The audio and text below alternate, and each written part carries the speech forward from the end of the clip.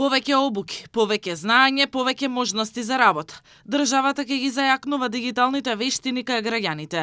Министерството за дигитална трансформација заедно со една од најголемите технолошки фирми во САД, Oracle, ќе обучуваат луѓе од различни возрасти и професии со цел полесно да се вклучат во современиот пазар на труд и да одговорат на потребите на дигиталната економија. Министерот Стефан Андоновски порача дека вистинската дигитална трансформација започнува со едукација и подготовка на кадар, а не само со воведување нови технологии. Според него, без дигитални вештини нема напредок.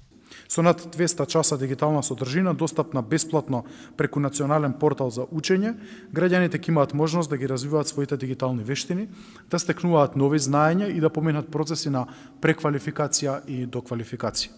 Ова партнерство има јасно дефинирани цели, над 10.000 нови обучени граѓани во следните 3 години, со амбиција најмалку половина од нив да стекнат и меѓународно признати сертификати. Ова директно значи поголема вработливост, поголема конкурентност на пазарот на труд. Од раководството на технолошкиот американски гигант Oracle очекуваат голема заинтересираност од страна на граѓаните. Тие сметаат дека ваквите иницијативи се особено важни за младите, но и за оние кои сакаат да направат кариерен пресврт. Ќе обезбедиме материјали за дигитална обука и основна сертификација за сите граѓани преку дедициран наменски портал. Секој граѓанин ќе може да пристапи до тој портал.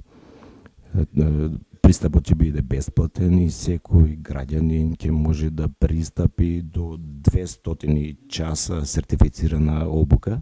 Иницијативата помеѓу Министерството за дигитална трансформација и Oracle има за цел да ја зголеми вработливоста и конкурентноста на пазарот на труд, во услови кога дигиталните вештини стануваат клучни за современата економија. Инаку Oracle е компанија чие седиште е во Тексас, постои повеќе од 45 години и се занимава со системи за управување со бази на податоци, кои ги користат банки, влади и големи компании ширум светот. Според јавно достапните податоци, остварува приход од речиси $60 милиарди годишно.